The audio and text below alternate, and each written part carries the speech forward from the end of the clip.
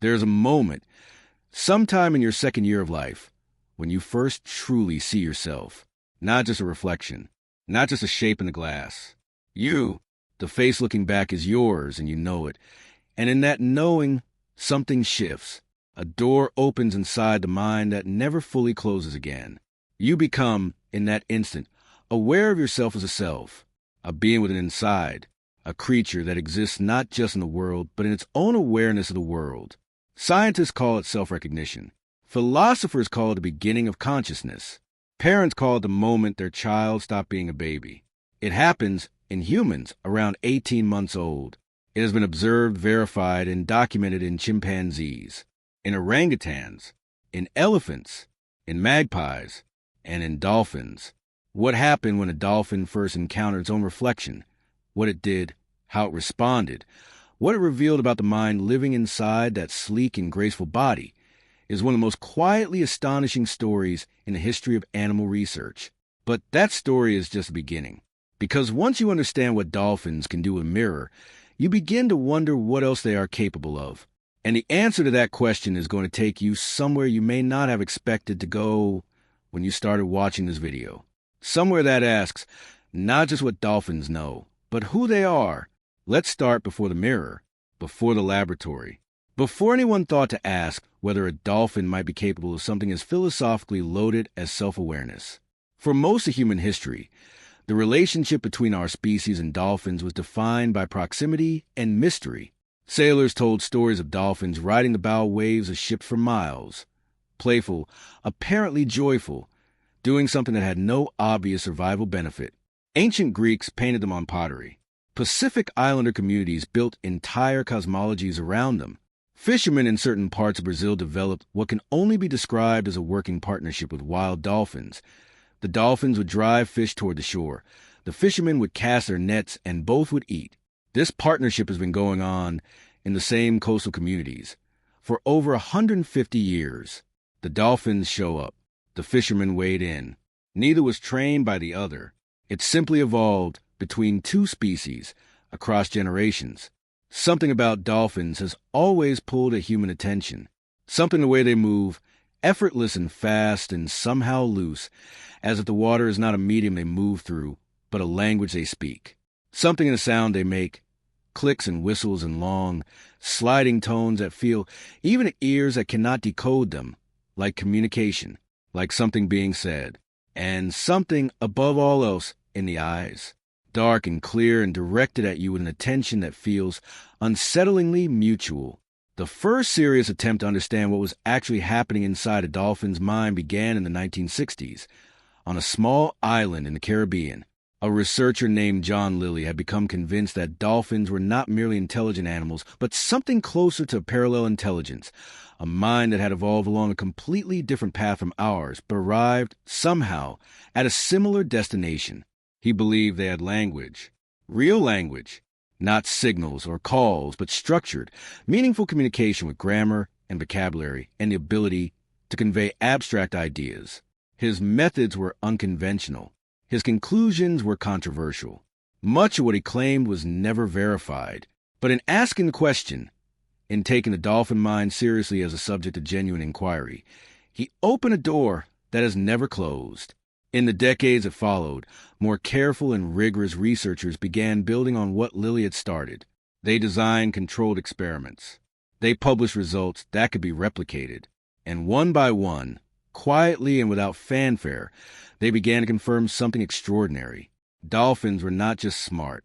They were smart in ways that looked, from certain angles, remarkably like us. Now, the mirror. The experiment was simple in design and staggering in implication. A dolphin was brought into a tank where a large mirror had been installed along one wall. The researchers watched. And what happened in the first few minutes was exactly what you would expect from an animal encountering its reflection for the first time. The dolphin approached, investigated, moved back and forth in front of the glass, watching the shape that moved with it. This much was normal. Many animals respond to their own reflection, treating it as another animal, displaying toward it, attempting to interact with it. But then something changed.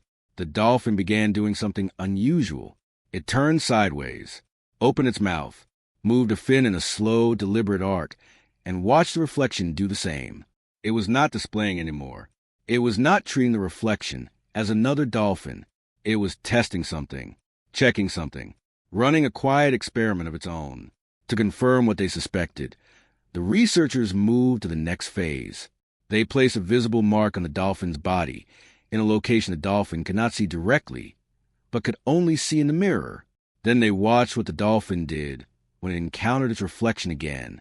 It went straight to the mirror. And this is the part that changes something in you when you watch the footage.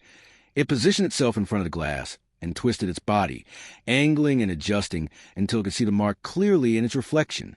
It was using the mirror as a tool to look at itself, to inspect its own body in a way it could not otherwise do. It knew the reflection was itself. It understood the mirror as a window into its own appearance. And it used that understanding with the calm, purposeful efficiency of a person checking their reflection before walking out the door. What does it mean to recognize yourself in a mirror? It sounds, on the surface, like a party trick, a curiosity, an interesting data point about animal cognition. But philosophers and cognitive scientists have argued for decades that it means something far larger than that. To recognize yourself in a mirror, you must first have a concept of yourself. You must carry, somewhere in your mind, a model of your own body, what it looks like, how it moves, what belongs to it. You must be able to compare the thing you see in the glass to that internal model and conclude, that is me. That conclusion requires something that most animals on Earth simply do not have. An inner life, a self that is separate from the immediate experience of the world, an awareness that turns back on itself. Most animals, when they see their reflection, see another animal. The image triggers social responses, curiosity, aggression, fear, submission, because the brain interprets a reflection as an external presence. There is no mechanism to recognize it as internal, as self. The animals that pass the mirror test, chimpanzees, elephants, dolphins, a handful of others, are the ones in whom that mechanism exists. They carry a picture of themselves. They know they are they, and the dolphin, in front of that mirror, was showing us something about its inner world that its behavior in the wild had only ever hinted at. Because here's what makes the dolphin mind so particularly fascinating. It did not evolve the way ours did. Human intelligence, and the intelligence of our primate relatives, developed on land, in social groups, over millions of years of tool use and planning and particular pressures of an environment that rewarded foresight and cooperation. We built our minds in the open air, with our hands, making things. Dolphins went a different way. Their ancestors were land mammals, hoofed creatures that lived along coastlines and gradually, over tens of millions of years, returned to the sea. They gave up hands. They gave up the ability to manipulate objects. They gave up the environmental pressures that we typically associate with the development of higher intelligence. And yet they arrived, somehow, at a place where the mind is rich and flexible and deep. What drove that? What was the evolutionary pressure that built a brain this complex in an animal that lives in the open ocean with no tools, no fire, no architecture? The answer, most researchers now believe, is each other. Dolphins live in societies, not groups, not herds, societies, with all the complexity that word implies. In Shark Bay off the western coast of Australia, there is a population of bottlenose dolphins that has been studied continuously for over 40 years. What researchers found that dismantled nearly every assumption about how sophisticated non-human social life could be. The dolphins in Shark Bay have alliances, not just pays, multi-layered alliances, where individual dolphins form close bonds with 2 or 3 others, and those small groups form alliances with other small groups, and those coalitions shift and rule-line over years based on changing circumstances and competing interests. The structure of their social world has more in common with the political landscape of a small human city than with anything previously documented in a non-human animal. They remember. They track who helped them and who didn't. They hold relationships across decades. Individual dolphins have been observed maintaining specific social bonds for over 20 years. They know their world not just geographically but socially. They carry a map not of places but of relationships, and they navigate it with the same precision they use to navigate the open ocean. And they have names. This is the one that stops people. Dolphins use signature whistles, unique individually distinct sounds that each dolphin develops in the first months of its life and maintains, essentially unchanged, for its entire existence. These whistles function in every meaningful way. Like names, other dolphins learn them. They use them to call to specific individuals across distance. They respond to their own whistle being broadcast back to them even when no other social cues are present. When a dolphin wants the attention of a specific other dolphin, not just any dolphin nearby, but that one, the particular individual it is looking for, it produces that dolphin's signature whistle. It calls them by name. No other animal, outside of humans, has been documented doing this. Not chimpanzees, not elephants, not birds with their complex vocal repertoires. The use of individually assigned, learned, referential labels for specific individuals is, as far as we know, something that dolphins and humans share and almost nothing else does. What that means for how dolphins experience their social world is something we are only beginning to grasp. If you have a name for someone, you have a concept of them as an individual, a persistent entity with a continuous identity across time. You can think about them when they are not present. You can anticipate encountering them. You can hold a feeling about them that is specific to who they are rather than what category they belong to. The dolphins in Shark Bay are not experiencing their social world as a sea of interchangeable companions. They are navigating a world of individuals, each known, each named, each carrying a history, and those individuals play.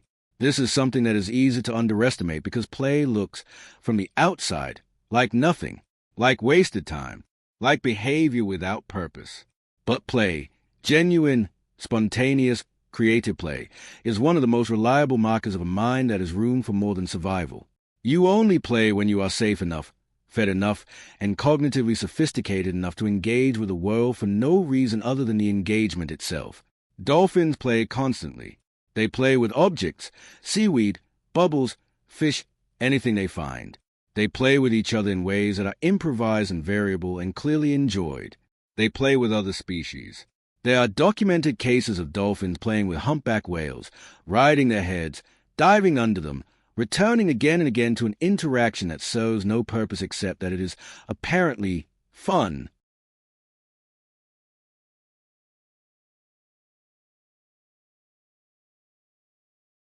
And they play with humans, not just in captivity, where the environment removes all other options.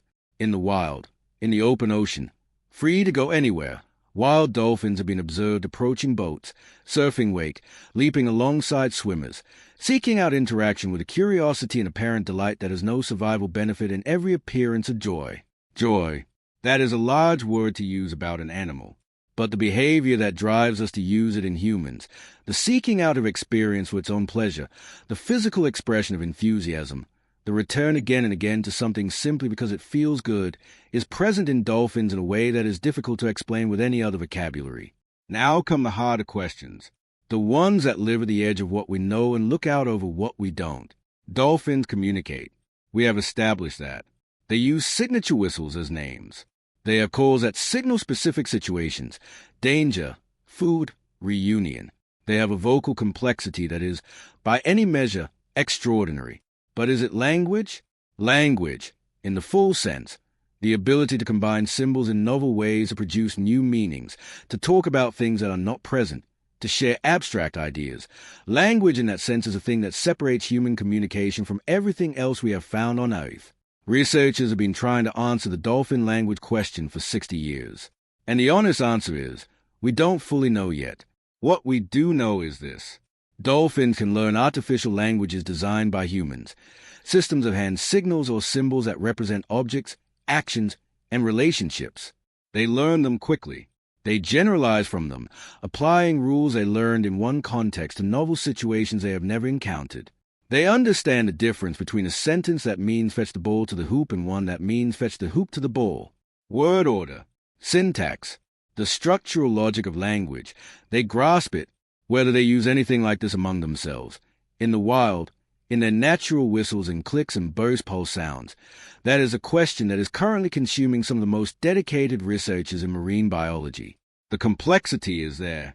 The vocal control is there. The social motivation to communicate is emphatically there. What we haven't yet done is crack the code. And here is what makes that so electric as a possibility. If dolphins have language, real language, structured and generative and capable of carrying meaning across time and distance, then somewhere out in the open ocean, right now, there are conversations happening that we cannot hear and cannot understand. Stories being told, warnings being passed, names being called across dark water. A world of meaning, parallel to ours, that has been going on for millions of years without us. There's one more dimension to the dolphin mind that deserves to be spoken about carefully, because it is the one that makes everything else feel not just interesting but important. Dolphins have been observed behaving in ways that researchers, in their careful and qualified language, describe as empathic. They support sick or injured companions, physically, literally, holding them up at the surface so they can breathe. They have been documented doing this for hours, for days, returning repeatedly to an individual who cannot keep themselves afloat and choosing, again and again, to be the thing that keeps them alive. They have been observed doing this for individuals of other species. There are multiple documented cases of dolphins supporting injured or disoriented humans in the water, keeping them at the surface, circling them, remaining present until help arrived. These are not trained animals responding to commands. These are wild dolphins making a choice. Whether that choice comes from something we would recognize as compassion, from an internal experience of caring about another's suffering, we cannot say with certainty. The inner life of a dolphin is not available to us in the way our own is. But the behavior is consistent. It is deliberate. It is costly. It takes time and energy and exposes a helper to potential risk. And it is directed not at kin, not at close social allies, but sometimes at strangers, at members of other species entirely. Something is driving that behavior, something that registers the distress of another and responds to it with help, whatever word you want to use for that. And there are many words available. It is not nothing. It is not reflex. It is not accident. It looks, from where we stand, a great deal like care. So we return, at the end, to the mirror, to the dolphin hovering in the water in front of its own reflection, twisting its body to examine the mark on its side, using the glass as a window into itself. What was happening inside that mind in that moment? What did it feel like, if it felt like anything, to see yourself, to know the face in the glass is yours? We can't enter that experience. We never fully can, with any mind other than our own. But we can say this much. The dolphin in front of the mirror was not reacting. It was reflecting. It was doing something internal and deliberate and directed, gathering information about itself, orienting itself in relation to its own body, engaging with its own existence as an object of curiosity. It was, in the quietest and most precise sense of the word, thinking. And what it was thinking about was itself. In the long history of minds on this planet, that is not a small thing. The universe, as far as we know, spent 13 billion years producing matter and energy in stars and planets and chemistry and life, an incomprehensible cascade of complexity, before it produced, in a few scattered lineages of animals, the capacity for any of it to look at itself and know that it was looking. We are one of those lineages. Dolphins are another, and the paths we took to get here could not have been more different. Different bodies, different environments, different evolutionary pressures, different timescales. And yet here we both are, two kinds of mind, on the same planet, both capable of wondering.